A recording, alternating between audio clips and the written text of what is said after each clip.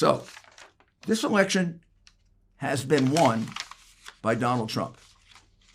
The Democrats are now in the process of completing what they started almost 5 years ago, which is the plan to stop him from being president of the United States by developing false charges of Russian collusion, continuing those as part of their struck insurance policy into a 4-year-long, 3 different investigations, $50 million process that went nowhere, that never had to happen. According to Brennan's letter to Obama, it was Hillary Clinton that developed that as a false charge in order to cover up her crimes with regard to her computer. So they went through all that.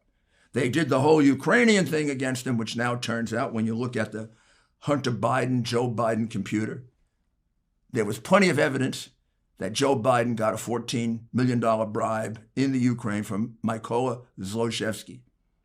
In fact, that something's got to be pursued no matter what, win, lose, or draw. That's a bribery of a vice president of the United States on record, making that whole Ukrainian impeachment thing a complete farce. And now we're into phase 3 or 4, which is the plan they started developing months ago with this mail-in ballot thing, which is entirely unconstitutional. The mail-in ballots were going to be a way for the Democrats to regularize and make legal what they do illegal in many elections and in places like New York, Boston, Chicago. They hold back the vote, and Florida. They hold back the vote when we get down to these last 4 or 5%, like you see going on.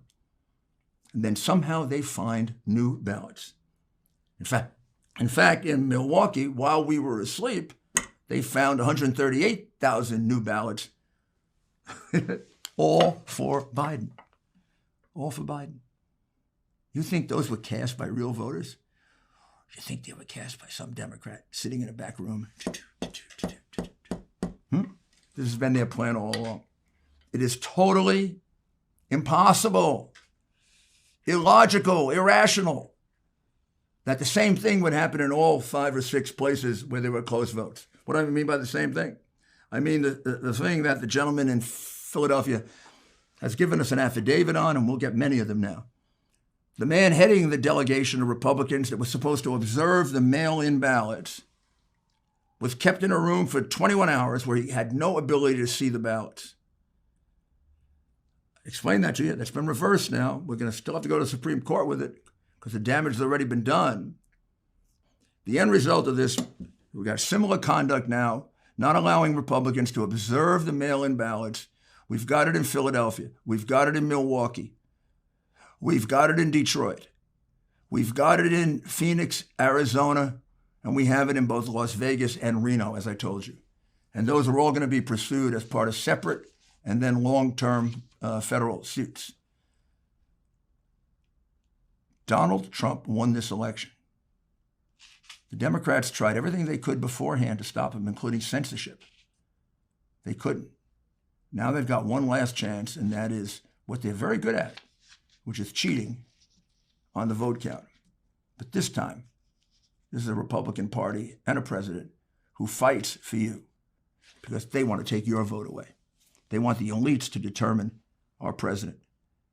And we want the people of the United States to determine our president. And we will fight to make sure that your vote is counted and that your vote is not canceled out by an illegal vote.